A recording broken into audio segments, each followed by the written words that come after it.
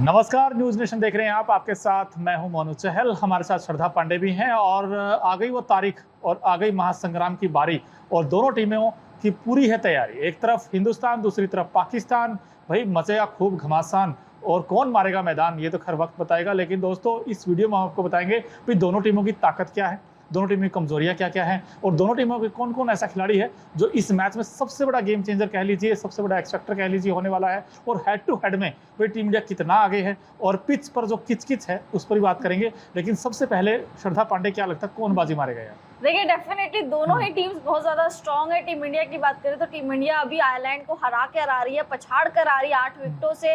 साथ साथ Nassau county में टीम इंडिया के लिए ज्यादा फेवरेबल कंडीशंस होगी क्योंकि उनको पहले से पता है कि पिच में किस तरीके की चीजें होंगी। क्योंकि बांग्लादेश के अगेंस्ट उन्होंने वार्म अप मैच खेला था यहाँ पे, उसके बाद आयरलैंड के अगेंस्ट मैच खेला था, उस मैच में भी 8 विकेटों से आयरलैंड को हराया था। वहीं अगर हम पाकिस्तान की बात करें, पाकिस्तान एसोसिएट नेशन यूएसए से हार कर आ रही है तो थोड़ी सी डीमोटिवेटेड जरूर होगी, डीमोरलाइज जरूर होगी। तो मुझे लग रहा है इंडिया का पलड़ा ऑन पेपर्स या ऑन फील्ड दोनों तरफ से भारी है। दोनों तरफ से भारी है। लेकिन भाई पाकिस्तान की टीम के पास भी अच्छा खासा पेस अटैक है, जिसमें कि वो जो चौकड़ी है स्पिनर्स की पेस अटैक की अगर देखें तो वहाँ पर शाहीन शाह अफरीदी होंगे नई गेंद के साथ, वहाँ पर हारिस राउफ होंगे, नसीम शाह होंगे, मोहम्मद आमिर का देखना होगा क्योंकि आमिर ने लास्ट ओवर जो डाला था यूएसए के अगेंस्ट। लेकिन कहीं ना कहीं कॉन्फिडेंस तो डाउन होगा श्रद्धा पांडे जब आप यूएसए जैसी टीम से हार कर आते हैं। हालांकि यूएसए जैसी तो कह दिया हमने, लेकिन फिलहाल वो ग्रुप ए में नंबर 1 पर है। 2 के 2 मैच उन्होंने जीते हैं, आउटस्टैंडिंग फॉर्म में उनके सारे खिलाड़ी।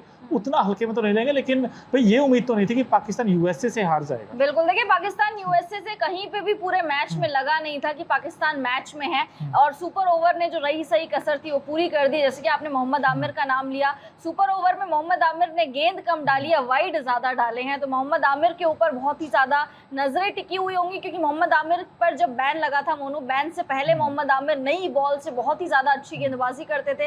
लेकिन अब 4 साल बाद आ रहे हैं, लगभग उनका बैन हट गया है, उसके बाद आ रहे हैं, लेकिन उस तरीके की गेंदबाजी नजर नहीं आ रही है जो बैन से पहले किया करते थे। शाहीन शाह अफरीदी बहुत ज्यादा खर्चीले साबित हो रहा है। पिछले मैच में हमने देखा बल्ले से उन्होंने कमाल करा था, लेकिन गेंदबाजी जो उनसे काफी ज्यादा उम्मीदें जिसमें रहती हैं उसमें उन्होंने बहुत ज्यादा रन खर्च कर लिए थे और विकेट्स भी नहीं थे। इकोनॉमी भी उनकी 8 या 9 के अराउंड की थी। जहां एक तरफ ऑनरिक नोकिया जैसे गेंदबाज है जो 2 की इकोनॉमी से गेंदबाजी कर रहे हैं, वहीं शाहीन शाह अफरीदी हैं जिनके पास गति है, जिनके पास लाइन लेंथ है। वो अगर 8 या 9 की इकोनॉमी से गेंदबाजी करेंगे तो पाकिस्तान का क्या हाल होगा, क्योंकि इनकी ताकत ही बॉलिंग थी। अगर बॉलिंग ही वीक पड़ जा रही है तो बैटिंग तो इनके पास है ही नहीं।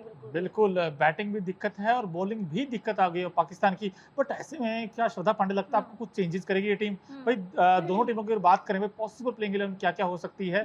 भाई पहले टीम इंडिया की बात करते हैं क्योंकि इंडिया के पास अब कई कयास लगाए जा रहे हैं कि क्या पता कुलदीप यादव आ जाए, क्योंकि लेफ्ट आर्मर हमेशा तंग करते हैं टॉप ऑर्डर पाकिस्तान के बल्लेबाजों को। एक बार देख ही लेते हैं भाई इंडिया की पॉसिबल प्लेइंग 11 कुछ ऐसी हो सकती है।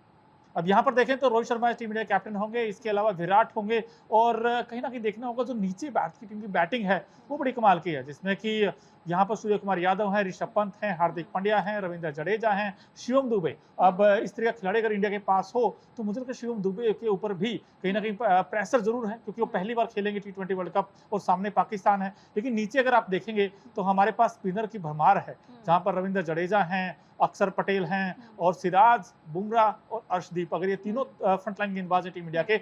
लेकिन सवाल बड़ा ये है कि क्या इस मैच में कुलदीप यादव को आप देखते हैं, युजवेंद्र चहल को, किसको देखते हैं? देखिए, मुझे लग रहा है कि युजवेंद्र चहल का पत्ता तो बिल्कुल ही कट गया। उनके साथ तो 2021, 22, 23 बेचारे के साथ एक ही चीजें हो रही हैं। बट डेफिनेटली कुलदीप यादव आपको शायद प्लेइंग 11 में मेरे हिसाब से मुझे लग रहा है कि नहीं खिलाएंगे, क्योंकि रोहित शर्मा की जब प्रेस कॉन्फ्रेंस हुई थी इंडिया पाकिस्तान मुकाबले से पहले, तो उस प्रेस कॉन्फ्रेंस में उन्होंने कहा था कि हमें बैटिंग में डेप्थ चाहिए और हमारे पास 8 नंबर का भी ऐसा होना चाहिए कि बल्लेबाजी कोई कर सकता है। तो अक्षर पटेल को मुझे लग रहा है कि ज्यादा चांसेस मिलेंगे। हालांकि कुलदीप यादव अगर खेलते हैं तो एक एक्स फैक्टर जरूर होंगे, क्योंकि चाइनामैन गेंदबाज है और चाइनामैन गेंदबाज को बाबर आजम बिल्कुल नहीं झेल पाते, बिल्कुल खेल नहीं पाते। मोहम्मद रिजवान का भी यही हाल है।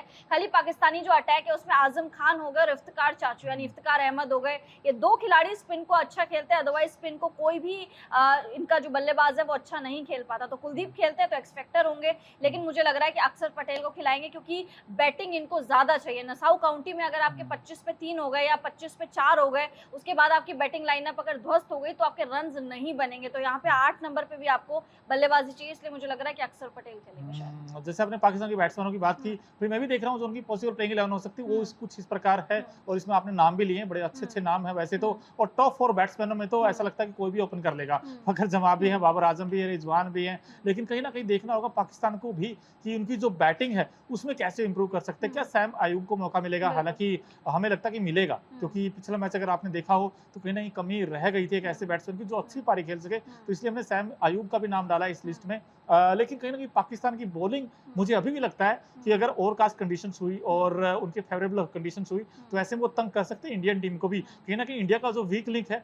बस मुझे एक ही डर सताता है, आप पूछो ना मुझसे कि यार क्या थ्रेट है, तो मुझे तो ये लगता है कि सबसे बड़ा थ्रेट अगर होगा, अगर पांडे आप पूछते हो तो मुझे लगता है पांडे सबसे बड़ा थ्रेट ये है कि भाई अगर आपने पावर प्ले में 2-3 विकेट आउट हो गए इंडिया के, फिर इंडिया फंस सकता है। फिर इंडिया फंस सकता है। डेफिनेटली आपने सही बताया कि पावर प्ले में अगर 2-3 विकेट गिर गए तो इंडिया के हाथ पैर फूलने लग जाएंगे।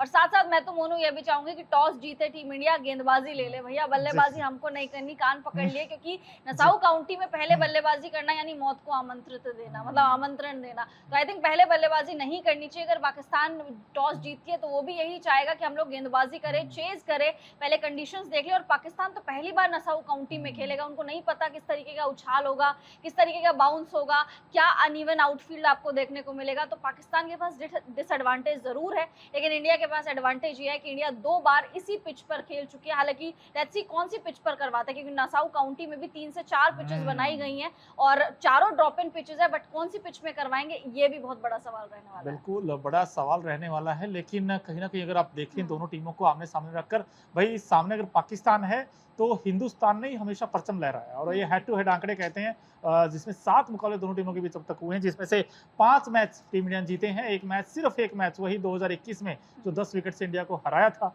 और एक मैच टाई रहा था। तो कुल मिलाकर जो हेड टू हेड आंकड़े हैं वो इंडिया के फेवर में है। लेकिन अब ऐसे में इंडिया की प्लानिंग क्या होगी अगेंस्ट पाकिस्तान, क्योंकि ठीक है आपने आयरलैंड को हराया, एक तरफा अंदाज में हराया, इस मैच में आपकी क्या उम्मीदें हैं? वो एक तरफा अंदाज ही दिखेगा इंडिया का, भाई आराम से हरा देंगे, या एक्साइटमेंट ही दिखेगा आपको? नहीं, मुझे लग रहा है इंडिया पाकिस्तान में बड़ी राइवलरी है तो एक्साइटमेंट जरूर होगा। एक तरफा ये मुकाबला नहीं जाएगा, क्योंकि जैसे कि आपने बोला अगर ओवरकास्ट सिचुएशन हुई, क्योंकि बारिश के आसार इस मैच में नजर आ रहे हैं, तो अगर हवाएं आपको चलती हुई नजर आई, ओवरकास्ट सिचुएशन हुई, बादल रहे अगर ऊपर आसमान में, तो फिर शाहिनशाह अफरीदी और मोहम्मद आमिर, जिनका गेंद बहुत ज्यादा लहराता है, स्विंग बहुत ज्यादा करवाते हैं, वो बहुत ज्यादा पिक्चर में आ जाएंगे। तो मुझे लग रहा है कि ये मुकाबला एक तरफा नहीं दोनों तरफा होगा, क्योंकि वहां से पाकिस्तान भी चाहेगी कि एक बार हमने बेइज्जती करवा दी अपनी यूएसए के खिलाफ हारकर, अब भारत के खिलाफ पाकिस्तान भी नहीं हारना चाहेगी, और टीम इंडिया तो हमेशा जीतती है पाकिस्तान के खिलाफ। तो दोनों तरफ से एक फुल पावर अटैक होने वाला है। पावर पैक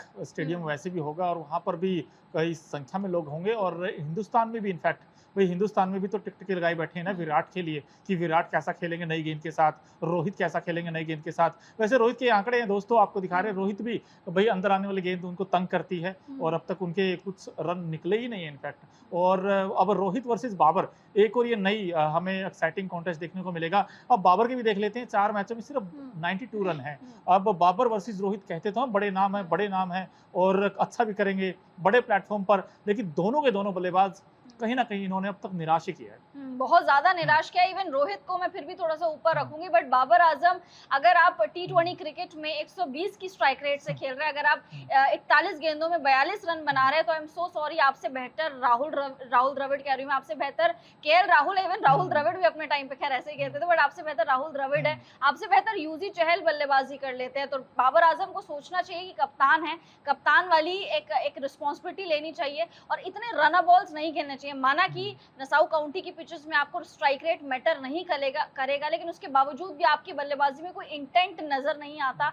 आप क्या पता वन डाउन भी आ सकते थे, क्योंकि फखर जमां से भी ये लोग ओपन करवा सकते थे, मोहम्मद रिजवान के साथ नंबर 3 पर बाबर आ सकते थे, लेकिन बाबर आजम को सैम करन वाली बीमारी लग गई है। उनको लगता है कि कप्तानी भी मैं करूं, ओपन भी मैं करूं, सब कुछ मैं ही कर लूं। तो बाबर आजम को देखना पड़ेगा कि इस पिच पे वो किस तरीके से खेलते हैं, किस तरीके से खेलते हैं। लेकिन एक और इम्पोर्टेंट चीज ये भी है कि जो भी टीम टॉस जीतेगी, आई थिंक वो पहले गेंदबाजी करना चाहेगी, और उसके बाद क्योंकि रन चेज हो जाते हैं, बट उसके लिए मुझे ऐसा लगता है जिस खिलाड़ी के पास सॉलिड टेम्परामेंट होगा, टेक्निक्स अच्छी होंगी, वो अच्छी बैटिंग करेगा। लेकिन एक और आपसे सवाल ये भी है कि ये स्पिन वर्सेस स्पिन देखें, ये भी एक बड़ा फैक्टर होने वाला। वहां पर सिर्फ पार्ट टाइमर मुझे शादाब खान नजर आते हैं, लेकिन इंडिया के पास तो भाई इनफैक्ट अगर कुलदीप आते हैं प्लेइंग 11 में तो भी अच्छा है, अगर नहीं आएंगे तब भी हमारे पास जडेजा और अक्सर हैं, और अक्सर तो ऐसे बिल्कुल। अक्सर काम कर देते हैं। अक्सर काम कर देते हैं डेफिनेटली। देखिए आप पाकिस्तान की आपने बात करी, पाकिस्तान के पास शादाब खान है, और शादाब खान भी पिछले अगर 5 या 6 पारियों में देखें बल्ले से उनका योगदान है, गेंदबाजी में नील बट्टे जी। सन्नाटा है। साथ साथ इफ्तिकार चाचू इफ्तिकार अहमद भी हैं, पार्ट टाइम स्पिनर हैं। इमाद वसीम आए थे। इमाद वसीम भी है। इमाद वसीम तो खैर इस मुकाबले में खेलेंगे नहीं,